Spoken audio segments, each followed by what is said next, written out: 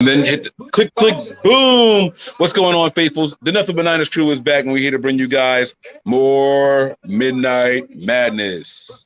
Or Midnight Madness at midnight. I don't know what it's called anymore, guys. The formalities are up there on the screen. Now, Brian, I have to apologize to you as well as the faithful because I'm not sure how many viewers we're going to get. I messed up on the time. I put 12 p.m. instead of 12 a.m. And so there's a lot of people who might not have got the notifications. I went back and tried to adjust it a couple minutes ago. Hopefully they make it in here, and hopefully they fill this thing up with questions here. How you doing tonight, B? What's going on with you, man? Good. It was not too bad today as far as temperature-wise, and some of the fire. The fire that's closest to me is settled down, so now we just have the big one, further down south that we're worried about. So, but it looks like we got plenty of questions coming in here, so that's good. All right, well, that is very good because we don't have much to go over on Twitter today. I saw one post. I didn't decide to take a screenshot or anything of it, but Deebo Samuel said something along the lines of, I haven't missed playing football this much in a long time. Can't wait for training camp to start or for the season to start, something along those lines. What does that tell you? What does that say? Is this a comment that is just fodder, or do you think that there's something behind this? No, I mean, I think it's just part of it's fodder, but I mean, I'm sure they're all ready to play. I mean, think about going through OTAs and getting the rust knocked off after the time you spent away. And then you have this 40-day vacation basically where it's like, but a lot of the guys, I mean, we're seeing it in social media. They're not taking the time off. They're out there, either with other teammates or with other people in the league or their trainers or whomever. But we've seen plenty of videos of them out there. They're still working it. It may not be every day or whatever, but they're still out there staying in condition or getting in better football shape. So, I don't doubt at all that they're not.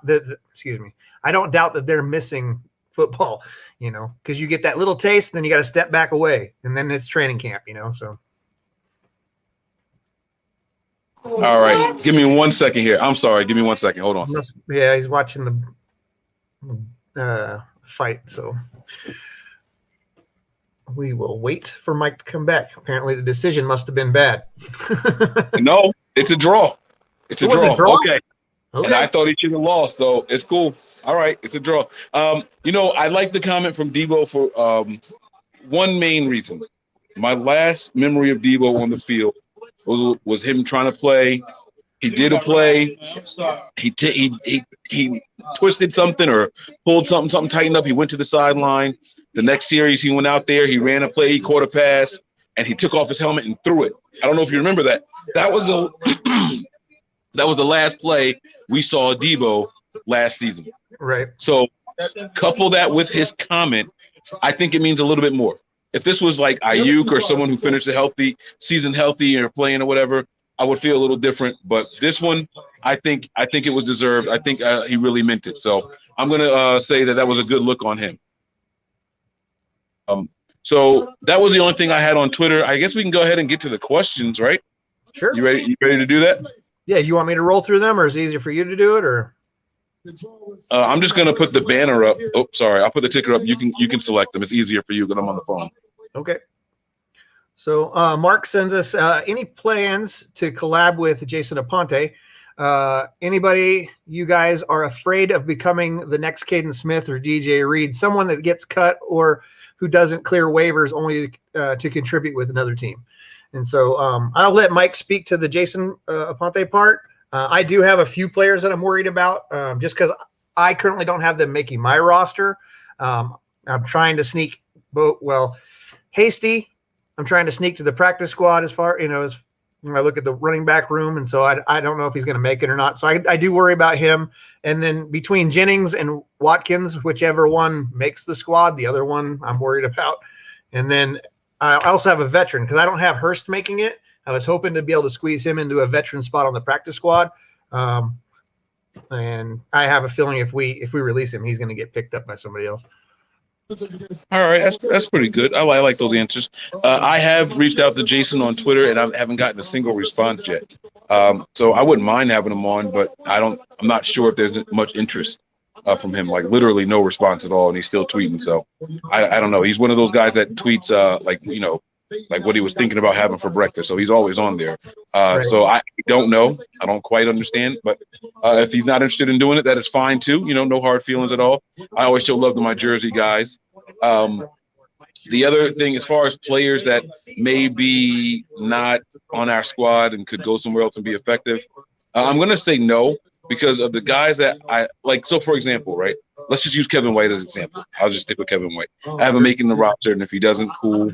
But if he goes somewhere and he's successful, I want those guys to be successful. You know what I mean? Caden Smith was a guy that I really, really liked. I had a lot of love for him. I liked Reed. I didn't think that we should have cut him. I thought that was foolish, or tried to hide him, I should say.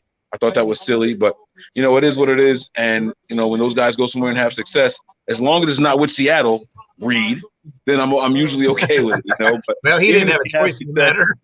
Right. Even if they have success, though, just hopefully it's not against us. And Reed made us pay. He came in here, got a sack. I think he had a turnover also. So he was a big piece of that win for them. So I just want to avoid things like that. Let them go somewhere else and be successful. That's great. But don't do it against the Niners. That's all. So the next comment here is from DJ Malone, and it's 9 a.m. What the F? LOL. What's your go-to summer dessert? Do you guys know what an angry dragon is? This guy's going to be all kinds of, I'm sure I don't want to know whatever that is. LOL. Shotgun short range, assault rifle mid range, or sniper long range, and then chocolate or vanilla. So I don't really have a go-to dessert in the summertime. If there's a fruit bowl like cantaloupe and watermelon and those kind of things, then I always like that better. It seems more refreshing to me than dessert. And not that I'm opposed to, having a pie or cookies or something else, but during the summer I like the stuff that's full of water, I guess, or whatever, moist. Yeah, I'm gonna go with you on that. I like cool fruit. I don't like cantaloupe or honeydew or melon, but I like watermelon, grapes, things like that. Those are my go-tos. Thank you. So those are my things in the summertime. And now here's the weird thing: I have sensitive teeth, so I like them cold, but I can't eat them cold. Not too many. I gotta eat them very slowly. You know what I mean? Can't touch my front teeth. So it's annoying, but it's very refreshing. So that's my go-to there. I'll answer the next one. I do know what an angry dragon is. That was what was attacking my screen last night during the show. That's my answer for that. What about you, Brian? Oh, did you got to the angry dragon? Did you answer the shotgun or assault rifle or sniper? No, I did not answer that. All right. I'm going to go. I'm a rifle guy. I love rifles. I feel like I'm in more control with a rifle. You know what I mean? I've never shot a sniper rifle. I have a 30-30. That's one that I don't get to shoot it in a lot of ranges because a lot of ranges don't have the long distance shooting available. A gun that can shoot for a mile long, they don't let you shoot it in there. I've taken it to one or two where I can, but it's so powerful. Like the kickback on that thing while you have it on your shoulder, it's like a shotgun. It'll almost dislocate your shoulder if you're not braced and prepared for it. So I do have one of those also, but I like the mid-range rifles. The assault rifles are my preference. You can't see the private chat, can you? The what? Our private chat. You can't see that on your phone, right? Okay. I can see it. And then as far as chocolate or vanilla, I guess I'll go with milk chocolate. Not all chocolates, just regular milk chocolate. That would be the one for me. So what about you, Brian? It depends. If it's ice cream, I'm going to go with vanilla. If it's like a shake, then I like to do like a half and half, actually. Okay, I see what's happening here. This is all right. Malone is trying to start trouble over here. Okay. No, we can't. Cannot talk about that on the screen. It's like I said. It's what hit the screen last night. Okay, that's what I said. I'm sticking to it. All right. Here's the next question here from Malone. It says, Mike, do you remember the '90s Spider-Man cartoon? I do. Wasn't the coolest thing. I never really liked Spider-Man. I just thought the web was kind of corny. I didn't know that he was stronger than normal people. It took a lot of shows for me to realize that, and I think the movies kind of helped out with that also. Right. So once I realized, I'm like, okay, he can climb wall and shoot webs. It's pretty corny. Like I didn't like it, but his agility and all that stuff, you kind of learn more about it from the movies than you did the cartoons. Brian, do you remember Saint Elsewhere? I do not. I don't even know. Yeah, no. Do you guys have a favorite James Bond film? 007, is that the name of it, or is that or was that one of them? That was the one movie. Well, they're all 007, but it like the Something to Kill and Octopussy or whatever the other one, from way back in License to Kill. That's the one. License to Kill. Yeah.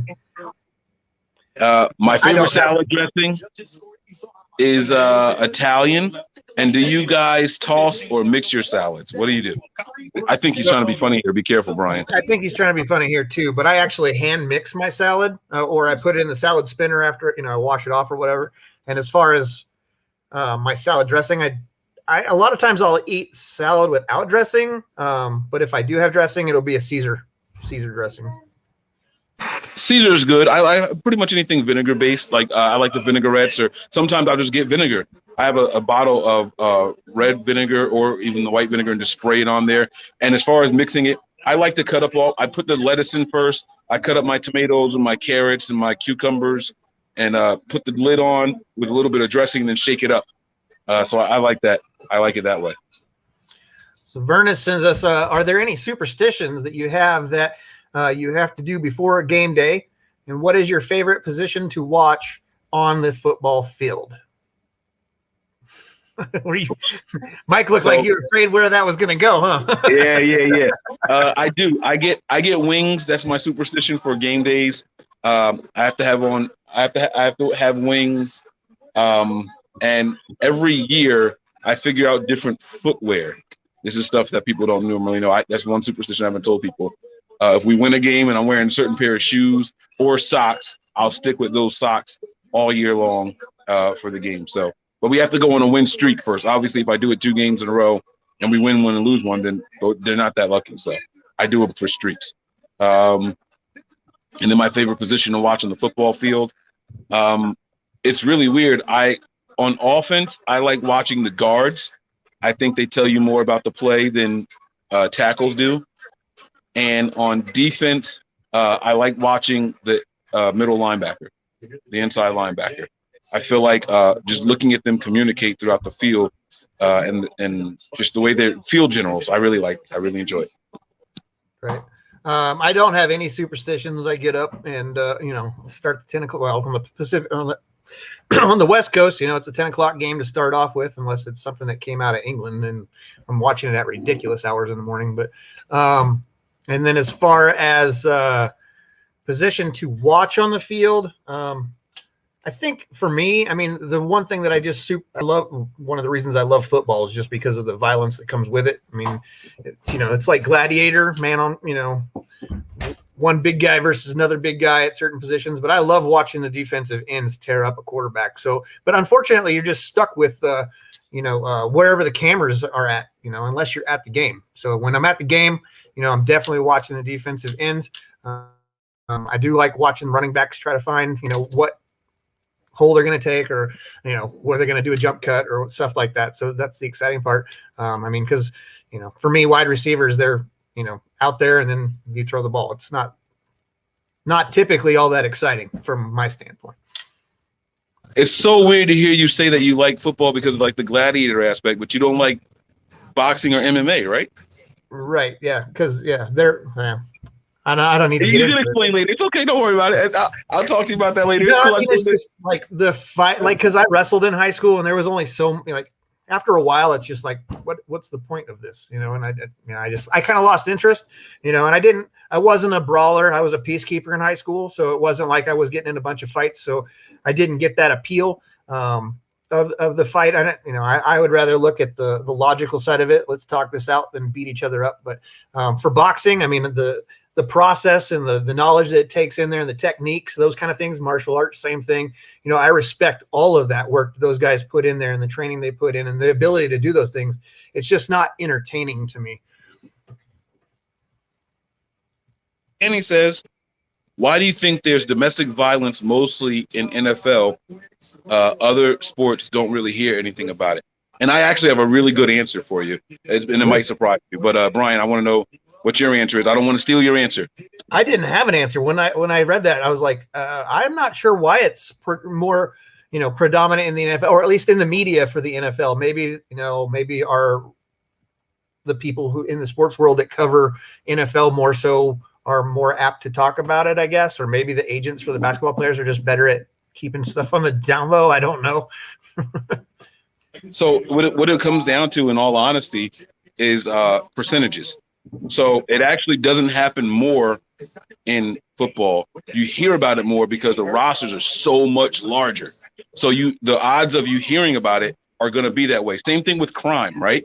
People think that violent crimes and stuff like that happen more with football players and other teams, but you have to remember the size of the rosters. You have to remember the size of the coaching staffs and all that. So each building has over 100 employees in it, as opposed to a basketball team where it might have 25 total with coaches and players. Sure. You know what I mean? Strength and conditioning staffs and all that stuff. So based on the percentages, it's not more here. You just hear about it more, and then we tend to focus on it more because that's usually the sport that we're more passionate about.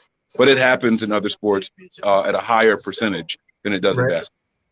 Well, so what about, we don't really hear a whole lot of it from baseball or hockey, not a lot. I mean, you hear of it, but nowhere near what you hear with football. I just assume I hear more about it for football because I don't really follow other sports. So I wasn't privy to the fact that you don't really see it from other places. But I guess if I was to be honest with myself and look back, obviously if you follow Schefter, you're going to get everything from all sports. And it's predominantly the NFL now that I'm thinking about it. So I hadn't really thought about it before. Yeah, and then also the media also likes to vilify football players because they look at it as a rough and physical. It's the only sport that's physical like that, other than like combat sports like boxing and MMA and stuff like that. So when you hear about it there, it's really, really bad. But those guys' hands are legalized weapons, so they do everything they can to keep that on the low. And those combat sports, when it happens there, and the NFL, they're not legal weapons, you know what I mean, and stuff like that. So it's a little bit different with the NFL. And so it's like, oh, these guys, maybe it's roid rage and all that stuff. You hear all kinds of crazy stuff when it happens with the NFL. So that's why. Right. Go ahead.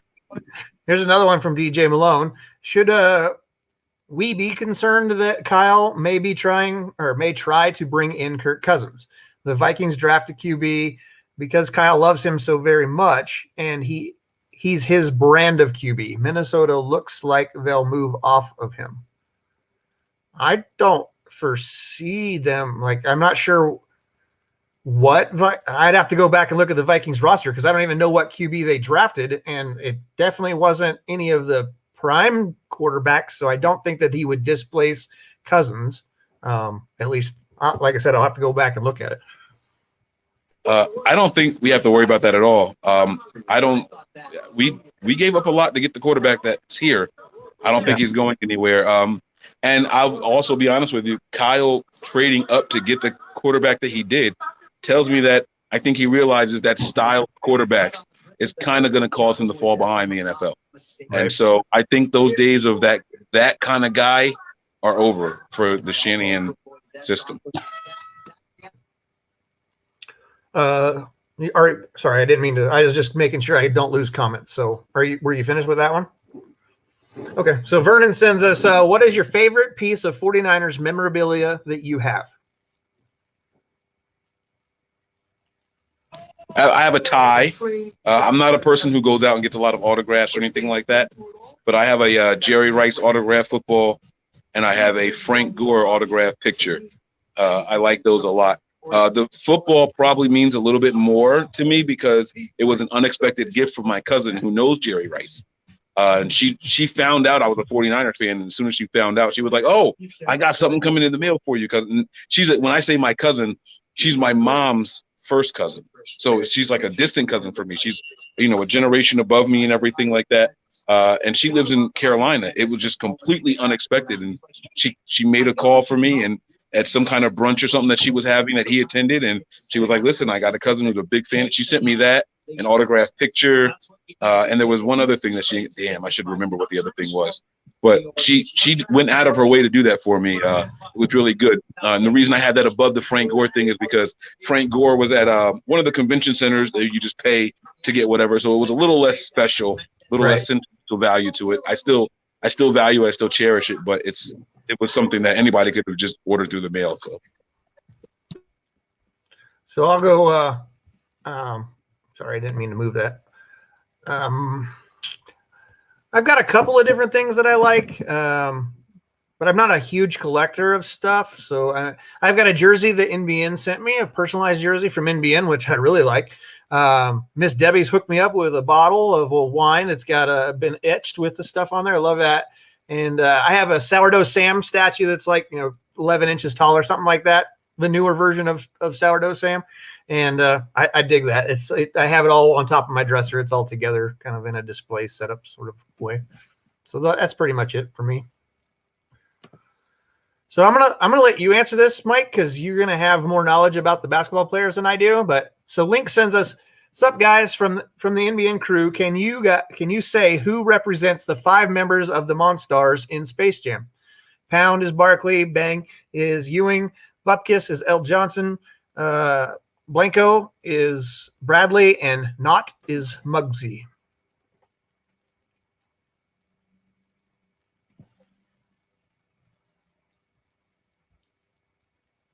You're on mute. Can you hear me? I can now. Oh, it was weird. I took it. So he answered the question here. No, he wants to know which of us is each of those people. Oh, okay. I get it. All right. Well, I'm just gonna take Bupkis because Larry Johnson is one of my favorite basketball players ever. I'm a Charlotte Hornets fan. Shout out to Muggsy Bogues also. He was a short guy with a quick handle. So I'm gonna give that to Breezy. He could dribble the ball really fast. He was a little speedy guy. He's very short. I think Muggsy Bogues was what, like 5'9" or something like that in the NBA. Patrick Ewing is a center. Oh man, I probably should have thought this through. Man, I don't know, man. I don't know. I'm gonna give Tony Charles Barkley, the physical guy in there. I guess I'm gonna have to make. I think I'm gonna have to make Brian Patrick Ewing, and that leaves a little bit of height discrepancy there, but that's cool. Blank. I don't know, man. 1, 2, 3, 4. So the next that leaves Yes, Bradley. Yeah, that's you. Sorry, that's the tall, goofy white dude too. Sorry, I don't. So that's Nick, or no? All right. So Barkley is Tony. Yep. Bang is Patrick Ewing. I'm gonna give that to Nick. Okay. Bupkis is me. Yep. You're Blanco. Sure. And then Wayne will be Muggsy Bogues. Fair enough. So Ice Nighter sends us, "Who do you think will lead the 49ers in receptions, and what's your score prediction for week 1? And just because Don Burr just happens to not be in here tonight, apparently, for whatever reason, I'm going to steal his score and then amp it up a little bit and say it's going to be 38-17 49ers. I think the person that's going to lead us in receptions this year. Oh, I didn't answer that one. Yeah. It's tough because it's even tough to do the score prediction. I need to know who our quarterback is going to be. I know that sounds crazy, right? But I think if Jimmy's the quarterback for the majority of or all of the year, majority of the year, then I think the leading receiver will be it'll be Deebo. Otherwise, I think it'll be someone like Kittle. If the young guy gets in there, he'll learn to lean on his tight end. It'll be Kittle. And score prediction, again, I really need to see what we look like in preseason. But I'm going to give the Niners a win, and I'll say 31-16. 31-16. And so I had Ayuk as my guy that was going to be big there. I messed up. Don Burr is in here, so that was my bad. Still, prediction is wrong, though, Don. Sorry.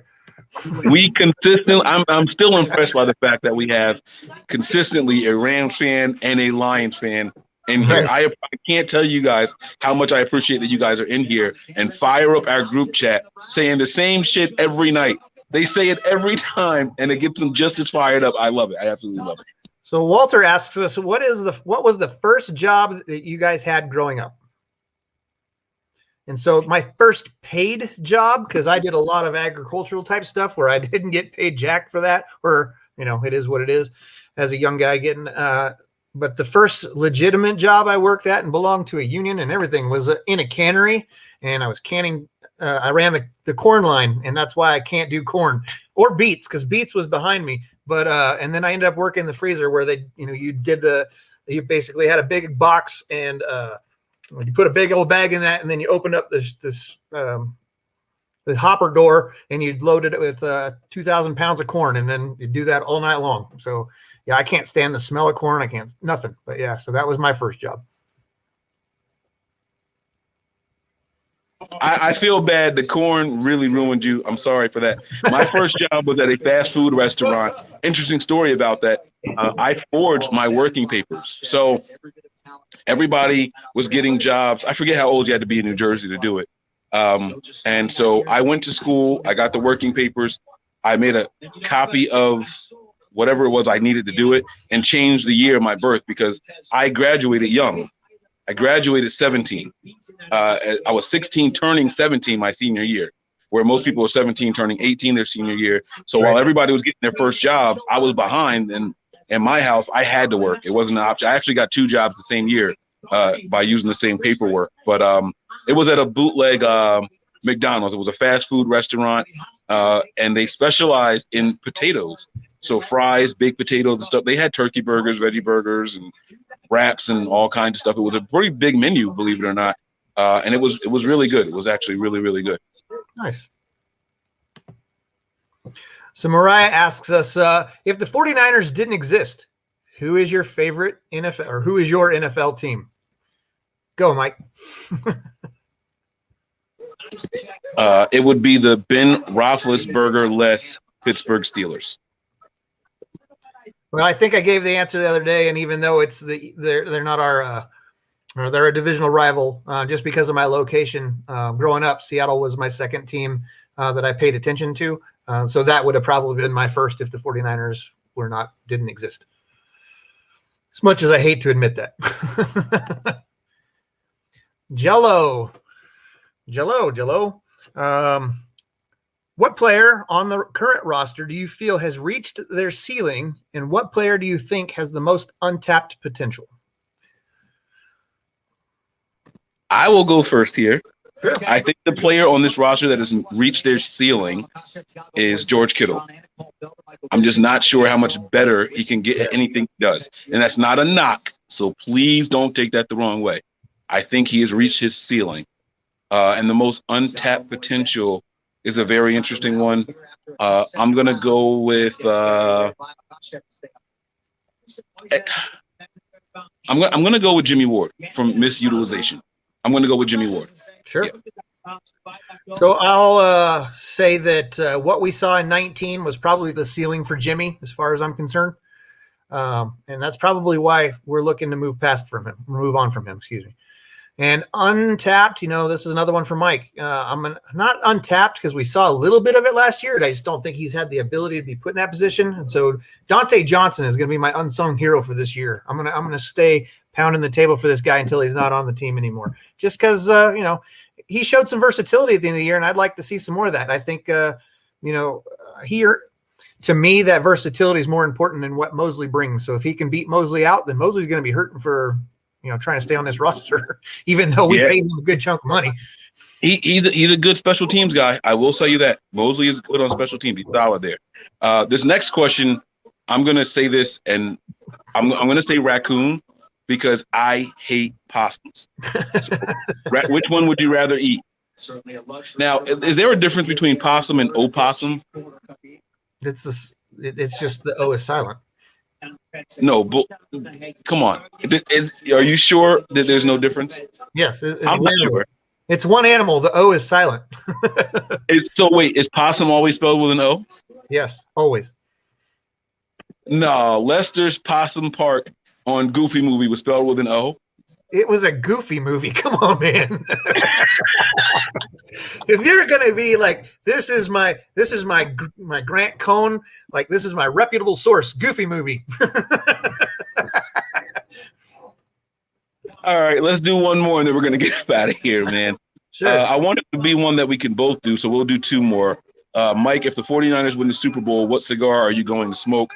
I will be going back to the cigar parlor and getting that $80 or $90. What is it? What's the one that he has in the lock box with the serial numbers? I bought one for Sean when he got married. Name marked on it. Yeah, the Padron. It's like a $80 or $90 cigar. I will go and get one of those if the Niners win the Super Bowl, not if, when we win the Super Bowl. So that's what I need to send you is some Padrones. Oh, don't send some of those. That's like a box. Don't send some of those. A box of them? No, God. If you man, what? Those, like I said, $90 for one. There's a certificate. Like each one has its own number and everything. It's in a lock box. It's a big deal. I took pictures of the box. I was so impressed. All right. But let's see here. Here we go. This is the last one here. Callie Young says, do you guys think Kinlaw will make that year 2 jump in his production? I think he's the X factor on our defensive line. It's a good question, Callie. Yeah. I've been saying this basically all offseason that I think that, the fact that he didn't have a training camp and all those in the OTAs and everything to kind of get him going, he was kind of just thrown into the fire, if you will.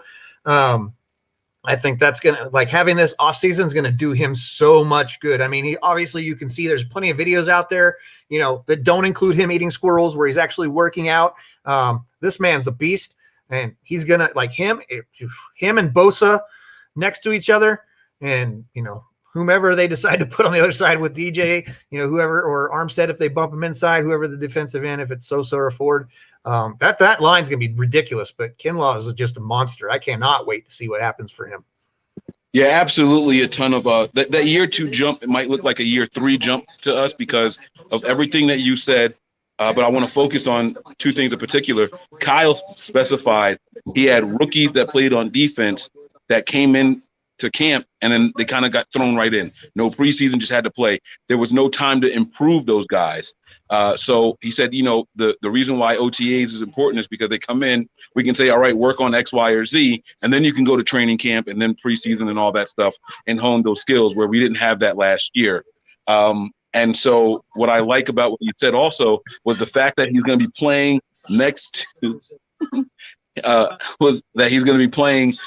Bosa. We didn't get to see that. We saw that for a game and a quarter, a game and 2 plays, something like that. It wasn't a lot at all. So that's definitely going to be what it is. He's going to take a huge, huge step forward. Absolutely. All right. So I think that's going to do it for us here, man. I saw my guy Smitty in here saying that he wants to join. So maybe there he is right there, the Fantasy Football Show. Smitty, man, we'll get you on one of the regular shows. These shows, we kind of just do a quick 30 minutes, but we'll absolutely get you on our next regular show if you're interested, man. Love getting the opinion. Smitty is an undercover 49ers fan, but he's a Cardinals fan. He knows more about the 49ers than he does the Cardinals, and he's constantly showing his support. You guys make sure you go give him a follow on Instagram. He breaks down all the fantasy stuff that you want to do, and he's pretty damn good at it too. So make sure you guys go check him out. That's going to do it for us tonight, everybody. Thanks for checking us out. Brian, take us home. Mahalo and aloha.